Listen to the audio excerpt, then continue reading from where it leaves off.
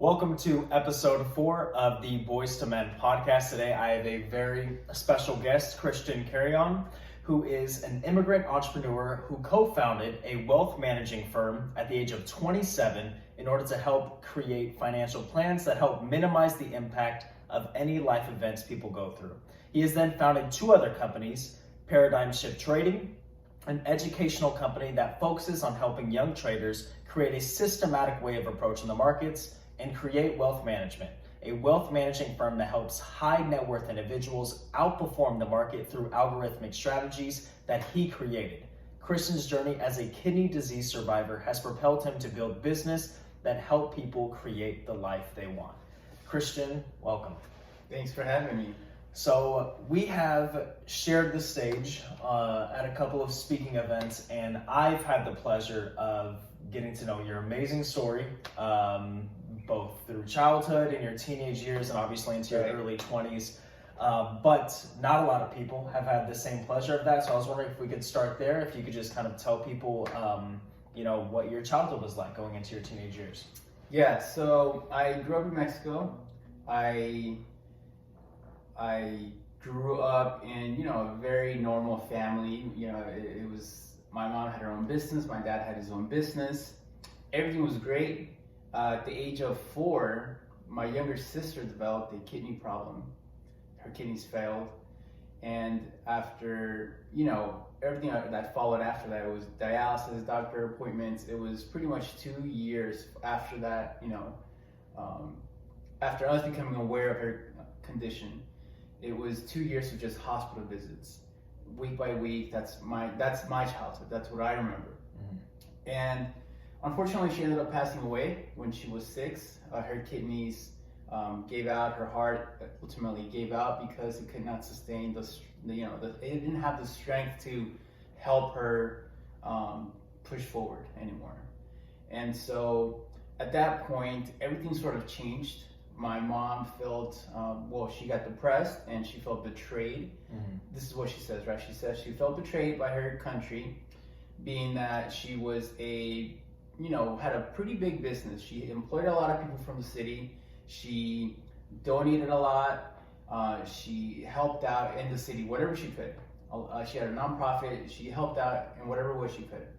And she was convinced to give the hospital where my sister was going to dialysis to donate some extra cash in order to move my sister up in the transplant list. And so she did that. My sister never got that opportunity, mm-hmm. and she ended up passing away. And so my mom just wanted to give everything away and start all over again. She felt that if wealth could not solve her problems, then she did not want to pursue that anymore. So she didn't sell anything. She didn't sell her business. She didn't sell her house.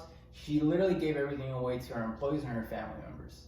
And then we moved to 97. Well, my dad, gave up his business as well. I don't remember exactly what he did with that, but in 97, that's when we migrated here to California. And how old were you? I was 7. You were 7 or something, okay. Yeah. We moved here to California, and we started from zeros. We had no money, no income. My parents got any job they could to put some food on the table, and we moved into a super small 1-car garage in Oxnard, California, which is like an hour and a half north from here. And we did that for a couple years, right? We made a garage into a bedroom, and that was our life for the first 3 to 4 years of living here. I eventually, my parents saved enough money to move out, and we moved out to Canoga Park, and we had our own apartment, and everything was going well, right? I was in school, I was learning English. I was called Fez, but Fez from the 70s shows, but I was learning it, and I was grateful for that opportunity. Mm-hmm. I was going to school. My mom had opened up her new business, which was a hair salon here, mm-hmm. and she just tried to use what she knew, the skills that she had developed in Mexico, and apply them here. And life kept getting better until I hit high school. and I wanted to try out into the baseball team. And after tryouts, the coach said, "Hey, everybody, I don't know if you were in sports, I can't remember, but they have you do a health evaluation, and they have to go get your blood work done." And so we did that, and in that moment is when we found out that my own kidneys were failing. They were only working 12%, and it just completely shocked us. The doctors said, "Hey, your son shouldn't be walking. He should be in the hospital." So this was freshman year of high school. Freshman year of high school. Okay. And so, as you can imagine, it really flipped our world upside down. Everything that we went through when I was, 4 to 6, it started all over again. Weekly doctor appointments. We had, we were lucky enough to have a special type of health insurance, being that I wasn't from here. That because you were 18, everything was covered, thankfully. And so we were at UCLA, and I had dialysis 3 times a week, right? From 8 to 12 in the morning. And that was my life for a year. I was in dialysis. I had left high school because I was too sick to go, and I was just too busy trying to stay alive through dialysis and all the other doctor appointments. And so, the liberty that my mom had to take those days off from being a business owner, to take me to UCLA to get dialysis 3 times a week for other doctor's appointments, was the same liberty that caused her to lose her business. Her clients left, her employees left, and she had to close down her business. And so, she didn't care though. She was saving my life. We had found out during that time that she was a match, and we were doing everything we could to prepare for a possible transplant date at that time. And so, a year later, we went through all the tests. Everything was approved. She was, I believe, a 98% match. And so we went through the kidney transplant. It was probably the hardest things that I ever been through in my life. I don't wish it upon my worst enemy. I was in the hospital for 3 weeks, and then I was in bed rest for 2.5 months. Just trying, I had to learn how to walk again. I had to learn a lot of things because, being stuck for that long, just not doing anything, and being so young, it really affects your mental health. And how old were you during this time? I was 16. So what was going through your mind when you were in bed rest for 2.5 months? It was happiness, of course, grateful that I was alive, but I don't think I really understood the impact that the going through that transplant really had. Not as I see it now. I see it, wow, I had a second chance at life, literally. At that moment, at that time, it was mostly okay, I got sick, and I got a new kidney, cool. It was a big deal, but I hadn't put that much importance to it, which I realize now that I should have. So I was happy, but I was also sad. I was considered the sick kid in school. I was just not doing well socially, and it affected me because, I did not have that many friends, and not that many people visited me other than my immediately close family. And so that affected me. And not being in school, during those 2 years, it really got me. I did homeschooling for that period of time. So I missed out a lot of my, teenage years in high school. But ultimately, I was alive. I had gotten a second chance, and I was really grateful for that opportunity. And little by little, everything started to get back better. My mom, started slowly building up her clientele again, but it was nothing like it was before. My dad, throughout that whole time, he was in the background just working, right? He was an hourly employee, and in order to keep everything afloat and make sure the bills were taken care of, he's the one that decided to work so my mom can take the time off, and really, let us both recover. Unfortunately, as we were starting to climb back up, 2008 happened. And it really hit us the hardest, right? My mom had she no longer had the foundation that she had for her business. My dad was just an hourly employee, and they were both, well, he was let go. My mom lost the business, and they had filed for bankruptcy because of all the bills that we had, right, from the hospital visits, the credit card debt, in order to stay afloat. And so that's what hit us the hardest, right? Mm-hmm. It was okay. We went through what happened with my sister, and that was extremely tough, but we got through it. What happened with me, extremely tough again, but we went through it, right? It was our inability to go through an emotional roller coaster that happened when you lose your financial foundation that really cracked, our how we were put together. Mm-hmm.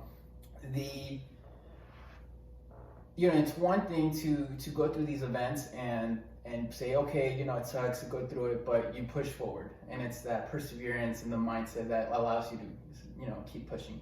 And I realized that it's because you may have some sort of financial foundation, and that's what we were missing, right? We had nothing that had prepared us for something like that in our lives. There was no financial literacy in our family, and so my dad became an alcoholic. My mom developed a gambling addiction. I was now healthy at the time, so I had the freedom, the liberty to go and do whatever I wanted, but I felt that I had to, spend my time with the wrong group because I felt that that was where I was getting the love that I wasn't at home, right? Because we were all dealing with our own problems in our own ways. And coming from a very, traditional Hispanic household, it's a very, you keep all your internal problems to yourself. And if you show them or if you converse about them with anybody, it's sort of showing that you're weak, right? And so nobody wanted to talk about them. My mom did not want to talk about what was going on, especially after the last 10 years of just, one thing after another one. My dad didn't as well. And so, those addictions were developed. I then started hanging out in the streets where I shouldn't have, and that was, my life, 2008, 2019. I actually ended up in jail on my 18th, 3 days after my 18th birthday, because I was with the wrong group.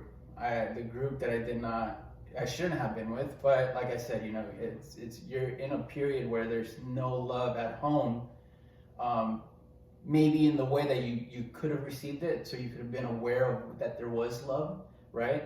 And I found that somewhere else. And so I started hanging out with the wrong group, and so ultimately I ended up in jail.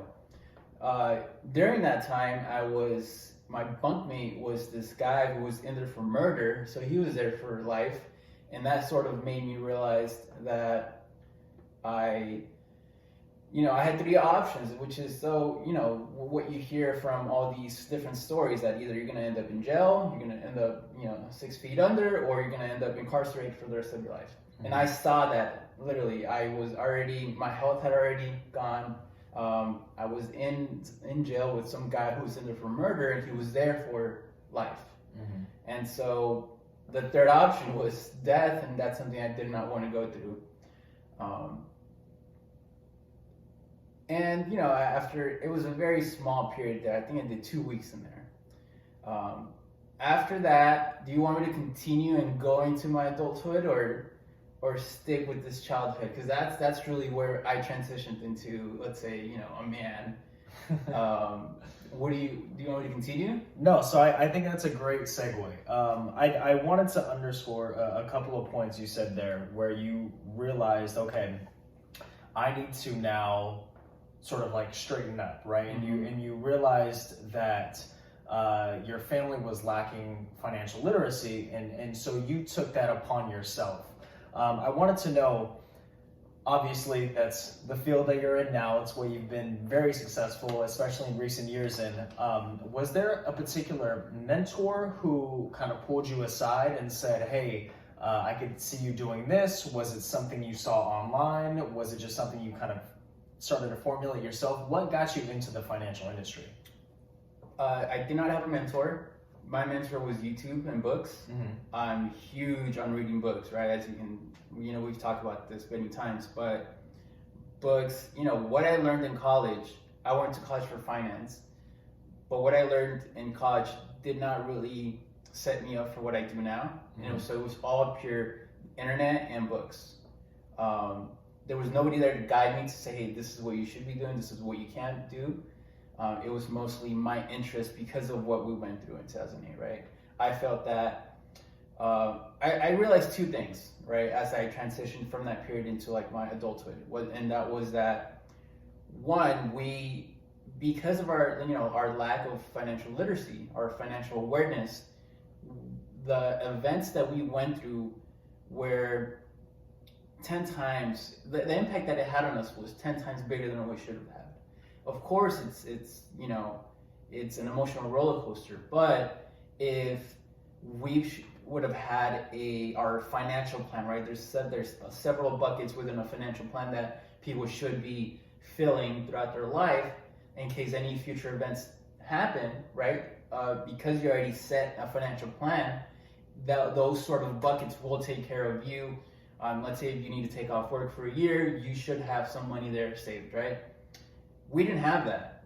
And that is what allowed our emotions to just break out and not be contained. Because, it's one thing when something huge and emotional happens, but you sort of still have a place to live, right? You sort of still have income coming in, and you don't literally have to worry about food. How are you gonna, eat later on? You literally don't have to eat about or worry about, hey, how will my kids get to school? How will I get to work? Because of gas money, right? That's a different type of surviving, and that's what we went through, and that's what broke us. And so I realized that, right, financial literacy was missing in our life, and I wanted to help us not go through that ever in our life again. And two, I wanted to, in a way, one of the ways to combat that and to prepare for the future, I wanted to create passive income. I thought passive income, one of the things that I went through during that period was that no company could hire me or keep me employed because I had to take a lot of absence of leaves. I had a lot of doctor appointments. I had dialysis. Literally, my dialysis appointments is typically an 8-hour shift, right? Especially coming from Canoga Park to UCLA. That's an hour and a half each way in traffic, Monday, Wednesday, Friday, and then 4 hours of dialysis, right? So my mom was literally there with me 8 hours a day. And when you have that sort of schedule, how do you make income to survive, right? So I said, okay, at the age of 20, I said, I need to find a way to create passive income. And so since age 20, that was my focus. How can I create passive income? So later in life, when I go through that life event, which I'm currently going through in a way, how will my family or my immediate family, if I'm in a relationship, how will they be taken care of if I need to take an absence of leave again for 6 months or a year and not be able to work? That was my start to learning how to, prepare myself financially. Okay. Yeah, thank you. So I know this through the conversations obviously we've had, but I know that it was in your first year you lost 20,000? 15,000. Yeah. And then your second year, that's when you broke even, right? Well, so my first year I lost 15,000, which was... And can you talk about what you lost 15,000 in? It was just different, learning how to trade pretty much. I don't know what I was doing. I was buying and selling at the wrong times. Different things, whatever companies you can think of, I was just buying and selling. I lost 15,000 my first year. My second year, I lost a little bit. I want to say maybe 2,000-3,000. And this at that time and at that age, it's a lot of money. And then on my third year, I was flat for the year. On my fourth year, I made a little bit of money. And on my fifth year was the year I made enough to pay off or cover some of my school expenses, right? My tuition, all the debt that I had accumulated from all those years of going to school, which is the fifth year of when I graduated college. But it was a 5-year journey. And you were how old at this time? 24. Okay. So during that time, when you are losing money, right? You've been through the experience, of obviously losing your sister. You've been through experience of you going through, some of the similar treatment, the 2008 crash. What kept you going during that time to say, okay, I'm losing money, but I feel like there's a light at the end of this tunnel? What kept you going during that time? Knowing that other people had done it. So I knew that it was possible, because if somebody else did it, there's no reason why I shouldn't. If I put a certain amount of focus and discipline in hours, there's no reason why I shouldn't be able to reach that. And also it was the pain that I went through, right? You know, a lot of people ask me, even my parents asked me, they brought it up a lot of times, why are you doing this? And like, just go get a job. I mean, I did have a job, like get a job for, that applied for your, you know, You're working at degree. Chili's at the time, right? Fridays. Fridays, okay. Yeah. Right, go get a job in your field, whatever you're studying, right? All my friends were getting jobs. Everybody was making, you know, their entry level, right, jobs, and they were making good money. And I kept telling them, no, like, I'm going to pursue this as much as I'm failing now, because none of them understood the pain that my family went through and the pain that I went through, knowing that, you know, that we had literally no money to survive, and we had to do what we needed to do. I mean, that's what led my mom into a, you know, I love her and she's overcome that. But during that moment of time, if you have no money coming in, what are you gonna do? Well, let's see if I can get lucky gambling, right? And that's where that mindset, that's what pushed her towards that. And ultimately that ended up being a really bad decision, but it stemmed from an emotional decision, right? And so, forget your question. So the question was, I forget the question too, but I think it was along the lines, I'll follow up on that point, of was there a moment where you, or was there anybody telling you like, hey, this is not the right path that you should be taking? And you kind of touched on your parents were some of those people.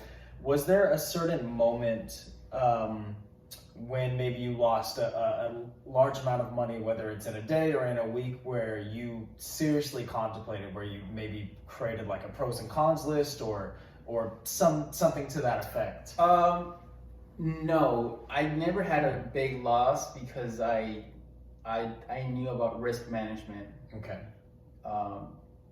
Because of that, you know, something that I did learn from the classes, my finance classes, was risk management. So I never really invested all of my money into one thing, right? I spread it out, I diversified. And so any kind of losses that I went through, I had a year where I lost all my money, but during each month, either I made a couple bucks or I lost a couple bucks.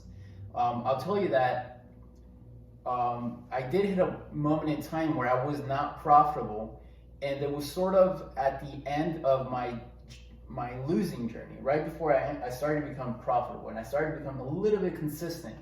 And that was when I made the decision to take a month off from work and say, hey, if I'm going to eat, if I'm going to have money to literally survive, it'll come from trading. And so I took a month off from work, and I literally thought at that time that if I punish myself in some way, right, I will find a way, because I'm forced to find, you know, profitability through trading.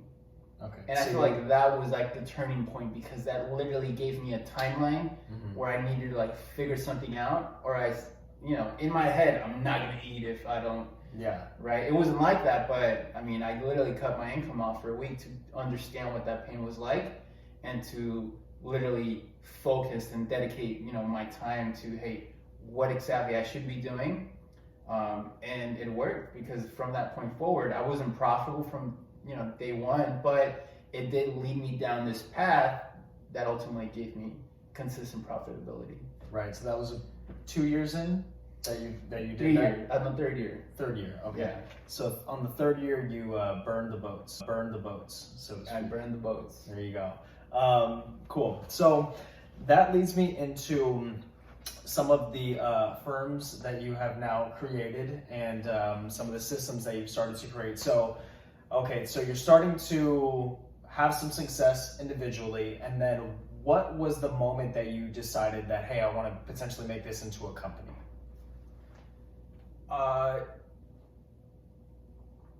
So before I tell you that, I gotta share how I got to that point. Okay. And you know, I kept trading on my own, but I was just trading out of my bedroom, right? And I said, well, a lot of my friends are saying they're going out with their coworkers to go out this weekend or do this and that. And I don't have any coworkers, right? I'm just in my room trading. And so, while that's that was my biggest dream ever, right? But it's just that social aspect that you still need because we're social beings. Yeah.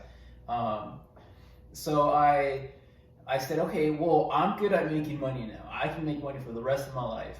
How can I help people? And I said, okay, I want to help people with their health. How can I help them make better decisions? So if they are going through some sort of illness, it can help them, postpone whatever in the worst case, scenario. And so I started working with a company called Medtronic, which engineers insulin pumps for people with diabetes. And I was in their sales department. So I spoke to patients all around the US. And during my time there, I realized that there was a bigger underlying issue, which was financial literacy. Believe it or not, regardless of income, and I thought it was a income, illness, right? In my head, if you made under $70,000-$80,000 a year, then of course you did not have any financial literacy, and because you did not have the adequate income, you could not prepare yourself financially for the future. But after speaking to many patients who were making $100,000, $200,000, $300,000, it really didn't matter because they had no financial literacy. They had a lot of credit card debt. They had a lot of health-related debt. And so I found out that many of these people were either moving back to their parents, moving back to their siblings, selling their houses because they could no longer keep up with the payments. And instead of either file for bankruptcy, which some of them did, they had to get rid of their largest expenses, which was the mortgage, right, cars, and in order to stay afloat. And so in that moment, I realized, well, yes, I could help people with their health, but obviously there's a bigger underlying issue, and that's America doesn't have financial literacy, right?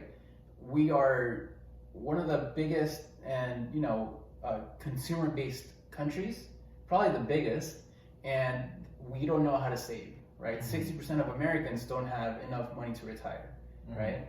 So at that moment in time, I said, okay, I want to help people create financial plans. So in case they do go through a life event similar to what I went through, they'll never have to go through what my family went through in 2008. If they're able to fill up all those buckets within their financial plans, yes, they will go through these life events. And it's not an if, it's a when, right? You will have a sibling or a family member pass away because it's life. You will have somebody that loses their job, 2020, right? Everybody lost their job for a period of time. And so if you did not have money saved up, and if the government was not there, or if the government delayed with any help that they could offer, then it was really up to you. And if you did not prepare financially, then we saw what that looked like last year for a lot of people. And so I left Medtronic. I went to go work for a financial planning firm. I got all my certificates and licenses, and I learned how to create financial plans.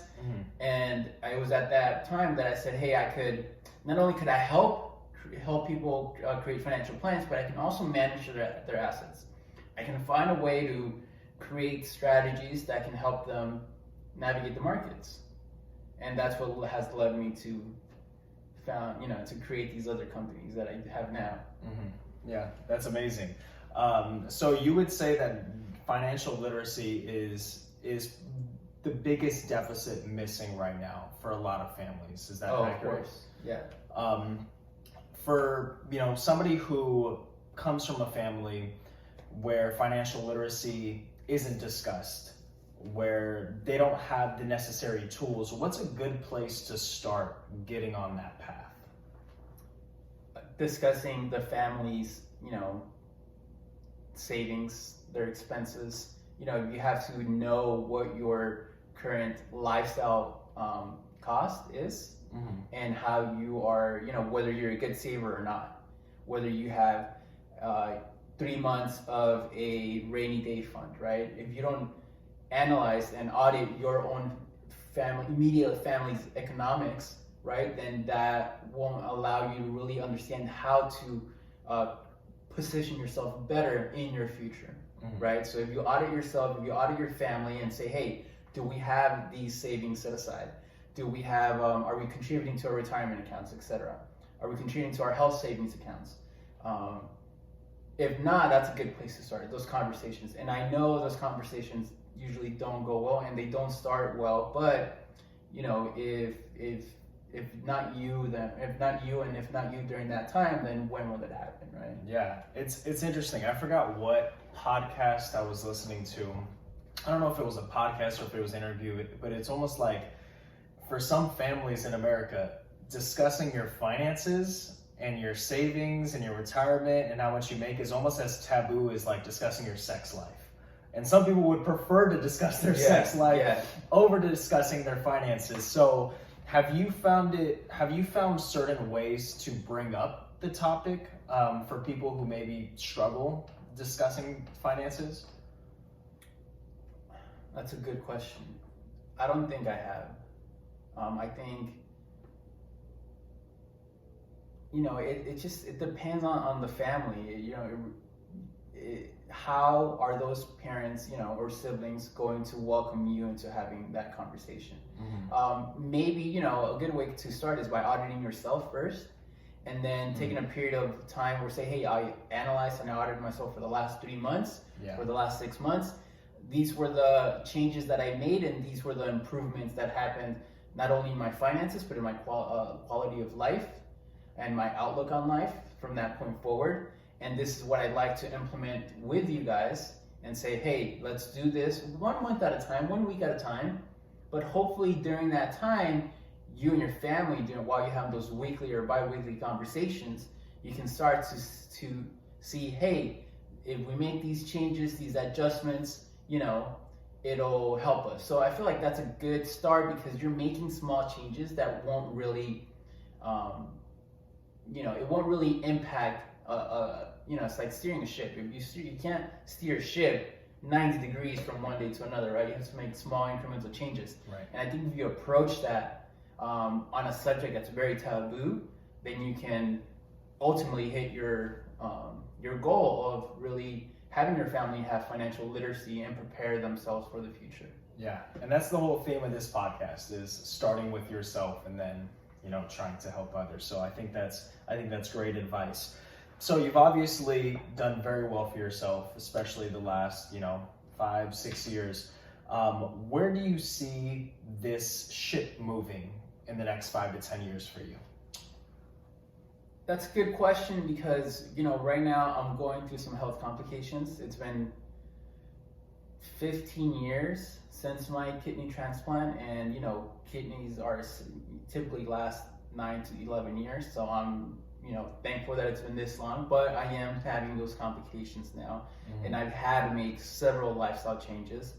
You know, I would love to say, hey, I want to be doing this and that was my, you know, everything comes down to the businesses, right? To the income that I'd like to make. But that was my goal for the last 10 years. And I wanted to get to a place where, hey, my parents don't have to worry about money ever again. As I'm entering that stage, now it's more like, hey, I want to make sure that my focus is now on my health.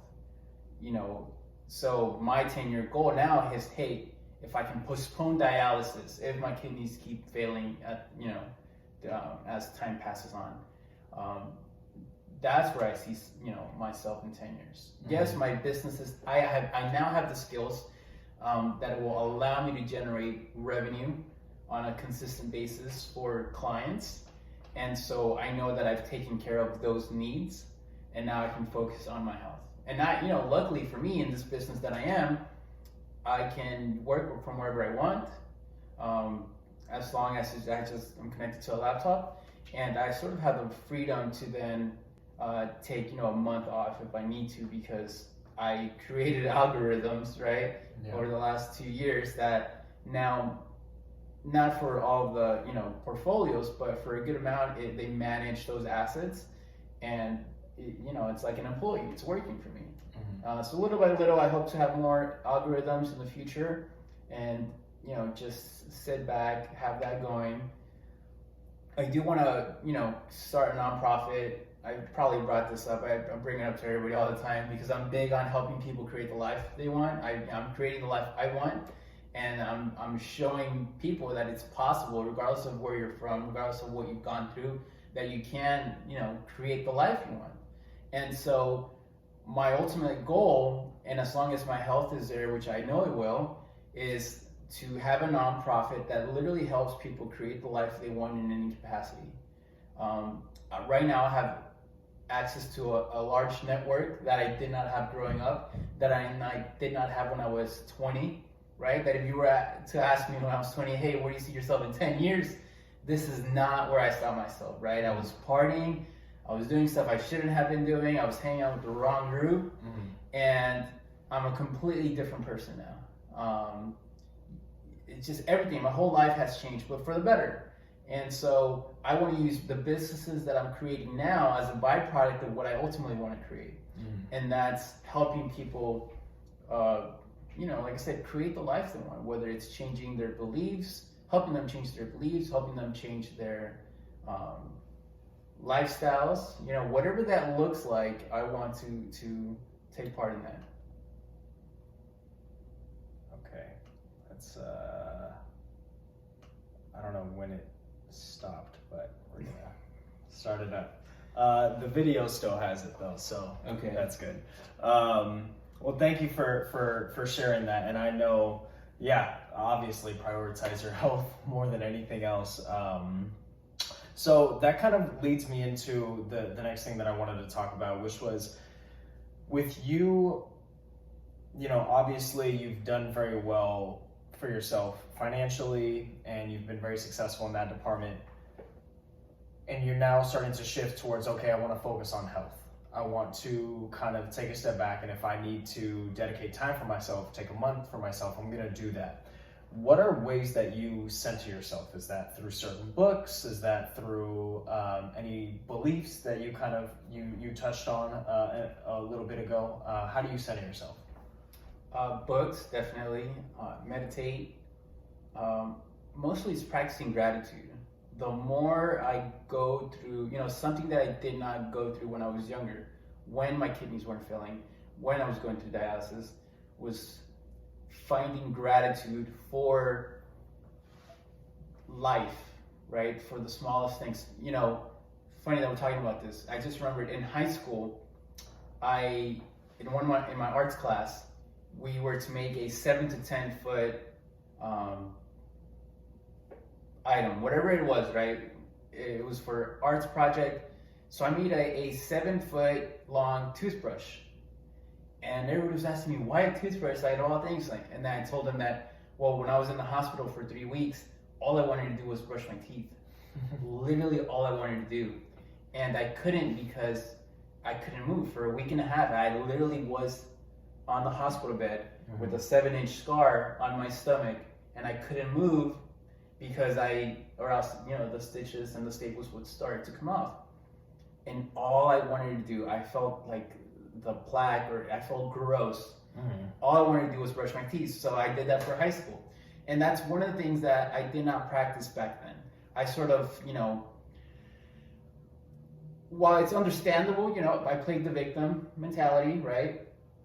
I obviously did not have the awareness that I do now, but it was mostly, why me? Why am I going through this? What, blah, blah, blah, blah, blah. Now it's mostly, I understand, because ultimately, if I did not have gone through that, I would not be doing the things that I'm doing now.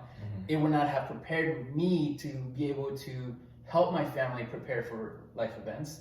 And ultimately, it would not have prepared me to help people and share with people that, hey, you can create the life you want, right? So it's definitely practicing gratitude. That's something that we don't practice at all. I see that, right? From conversations that we have with people, now that I'm practicing on a daily basis, I see that they, whether it's a complaint or not, it's a small adjustment that you can make to your life that can have the biggest impact. Because now I'm grateful, one of the things that was a way to centering myself was working out. That was my number one favorite thing to do in the world. Because I was so busy with school, back in the day, I was so busy with work. woke up 5:30 in the morning and go to the gym was my favorite part of the day, and I would always look forward to that. I can't work out anymore, right? I've lost 15 pounds since I stopped working out. I don't eat the same. I have to eat healthier. I have to eat less meat. And instead of saying, well, I missed that, I wish I could do that again, I now find gratitude in that I'm still alive and I'm still able to do many other things, right? I think that's the biggest. Anything I can say while it's helpful and while it's helpful to your audience as well, practicing gratitude, I think, is better than meditation, because it allows you to take into account what is going well for you. And if you come from a place with gratitude, then you can sort of find confidence in a new belief system in yourself to push forward, right? Whatever it is that you're going through, finding gratitude will help you become aware that, hey, this is going, I understand, I want to do this, I want to make, whether it's 6 figures, whatever it is that your goals are. If you take some time first to find gratitude, I feel like it'll give you the confidence that you need in order to say, okay, these are my strengths. How do I evolve from there? Yeah. Right? Yeah, that kind of reminds me of, and we've talked about stoicism and stuff offline, but it reminds me of stoicism and Ryan Holiday's The Obstacle is the Way and it doesn't matter what comes across your path, you're going to be fine. You're going to be able to persevere and get through it. And I think part of that, why you understand that, is because hey, I always know that things could be worse. I know that at the end of the day, I still have me intact. Right. Something that I say, and I say it kind of tongue in cheek and jokingly, but when something goes wrong, I say, well, I got my health. And I say it in a joking way, but it's true. It's at the end of the day, it's when you're still breathing and you're still able to do a lot of the functions. We still live in America where we have all of this opportunities to be able to create the life we want. It's very easy to overlook the amount of possibility that we truly have. And it's always easy to point to, well, this person has it better because they have this and they have that and they have this opportunity, and I wasn't born into wealth. But again, I think practicing gratitude is a good solution to kind of offset that. And everything that you're saying comes from a belief system that is not doing you any help. It's being a disservice to you. And finding gratitude will help you create a better belief system. So I wanted to ask you, and I have not read it, so I apologize. But I know you haven't read it. You know what? But you gifted me this book. I think it was last Christmas or for my birthday. It was one of them. Yes. So I do apologize. But Conversations with God, you said, is one of, if not the most transformative book that you've read. So I wanted to ask you about that and why that book is so transformative. And you know what? You don't need to apologize for not reading the book, because I know that you'll read the book once you're ready for it, right? Yeah. And I understand you're not ready for it, because in order for you to read it, a lot of things need to happen. Some of your ambition towards materialistic things, towards an income level, and I'm not just for anybody who's approached with that kind of book, right? A lot of those ambitions that you have from the current belief system that we have in America needs to get thrown out the window, right? It doesn't mean of course you want to have a nice salary. You should have a nice salary because it will help you prepare for the future, right? But once you pass over that hill of that hunger, right? You'll be ready for a book like that. Once you're ready for a book like that, you read that book, and it's probably, I want to say definitely top 3 books that have changed my life, because it's answered a lot of questions that I've had throughout my whole life. And because it answers questions about life, right? And I read it over and over again. There's just so many, it's a book on the author speaking to God. He's a clairvoyant, and so he has the ability he has the spiritual awareness to converse with source, or God, whatever you want to call it, energy, whatever it is that you want to call it. And so he asks the questions, the human questions that we all have, right? Why this or why did that? And I realized that, the best thing that I could share from that book that applies to everything is that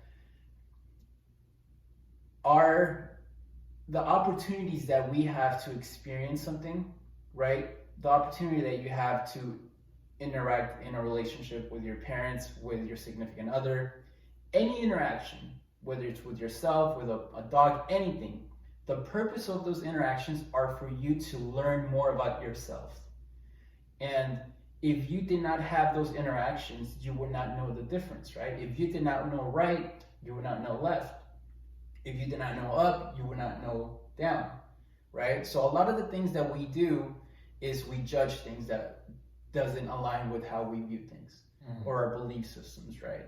We judge, but we fail to realize that because of that interaction that we're having with something that we disagree with, we fail to recognize that is an opportunity that allows us to recognize ourselves even more, because we now know that we do not like that thing or person or event. We have learned more about ourselves. And with that new knowledge, we create a new reality, right? So ultimately every single event, interaction that you have, it gives birth to a new you, because from that point forward, you will now then create a life that you want from that experience. And I think that's the biggest thing I could ever take from it, because, of course I judged a lot when I was younger, right? In high school, people don't have the level of awareness that they should, and in high school you see it. You're judging everything. You have your own groups, and they fail to realize that, hey, because of that experience, you've become this in life, right? Because of your experience with, we talk a lot about how, hey, we're, especially you and I during that same age, was that, hey, it's probably not the best to be in relationships, because I should be focusing on my own personal growth. And because of whatever past relationships you have had, they helped you realize that, hey, did I just waste my time for that whole year, right? Even though that's a great person, right? But it helps you realize so much. And because of that, you are now here. You are now pursuing this. I'm pursuing what I'm pursuing. And I'm ultimately creating the life I want because of every single event that's ever happened in my life. Yeah. And to me, that's huge. So when you're ready, you'll read it. No, you're absolutely right. And I don't know if it's material things, but it is that same sort of, it's interesting because it's that same sort of mindset that you wanted to, why you got into the industry that you did, is because you want to be able to have stability immediately for your family. And then I'm thinking, I want to be able to have stability for my future family and my current family, like for my cousins, for mom and dad, even though they're good respectively on their own, I want to be able to provide that as well. And so that is a big reason, but it's interesting because we've talked about be, do, have as well. It's like you kind of have to be the person, and sometimes I feel like I can get in the habit, and I think a lot of people can get in the habit of, well, you're trying to have this, but you're focused on having this instead of just being a person who kind of lives that out. So really, really interesting. That brings me into one of the last questions as we kind of start to wrap up here. What does success mean to you?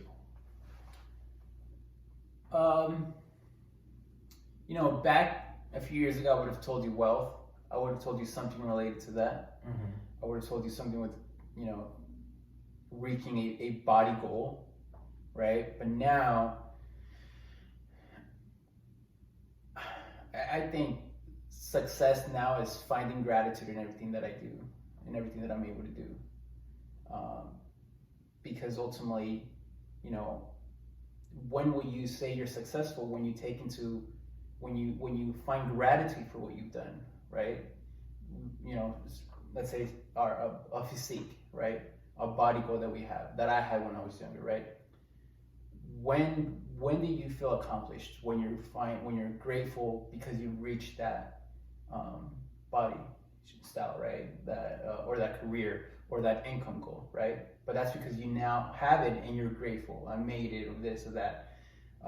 So I find that if you remove those future haves and you just focus on gratitude, that you realize that you're already successful in that manner, right? You're successful in creating the life you want, and then all the other things that happen in your life are extra things, right? It's a cherry on the top, right? But you're creating the life that you want, and I think that's ultimately success, and that comes with gratitude, because as you're creating the life you want, you can do all these other things, but all those things come because you're creating the life you want. And that gratitude and knowing that you've done that, and you're whatever like you brought up earlier, whatever it is that you're going through, you will get from Ryan Holiday, right? Like you will get through it, and you'll persevere, and you'll be in a better place because you're creating the life you want. Yeah, and I want to underscore that right there where you said what you get at the end, that's a cherry on the top. And I did the 75 hard, and I thought my physique looked amazing, but that was just the cherry.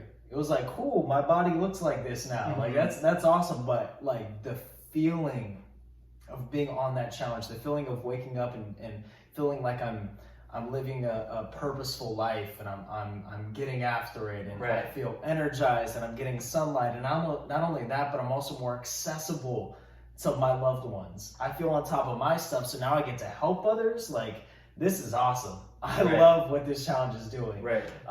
So no, absolutely. So the last question that I wanted to ask you is, in your opinion, what does it mean to be a man? To be a man?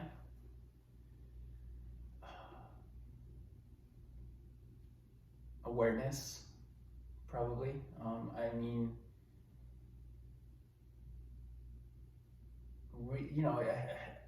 Like it's not a masculine thing, right? It's not a masculine versus feminine. It transcends that. It's more of a, once you reach a level of awareness, that you only reach it through experiences, right? Through interactions, through everything that you go through. So if you were to say, hey, once you reach this level of awareness, you now in the common sense, you're a man. Sure, right? But a man, what is a man? What is the masculine figure in this world? I think it's somebody who has the self-awareness to create the life they want and help others create the life that they want. And that has no feminine or masculine, to me, no feminine or masculine definition. It's just that energy that now you are, you reached a certain, energy level, and you're happy, you're pursuing whatever you want. And because of that, you're a magnet and you're inspiration to others.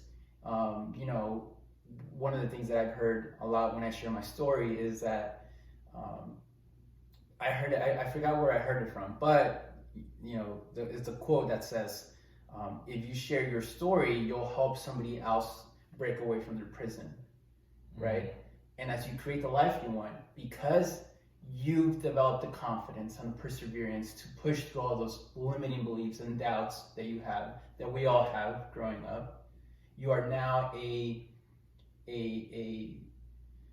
inspiration or a light for others to say, hey, just how I at age 20 said, hey, if somebody else can make money from trading, then I'm going to do it, right? You give that person that superpower, and that's ultimately what we can do to each other. And it comes back to the experience that we get from each other, and that's, hey, if you're able to do this, well, wow, I'm sure with you sharing your 75-day hard, you've inspired other people to not only just pursue that, but have a healthier lifestyle. Yeah. Right?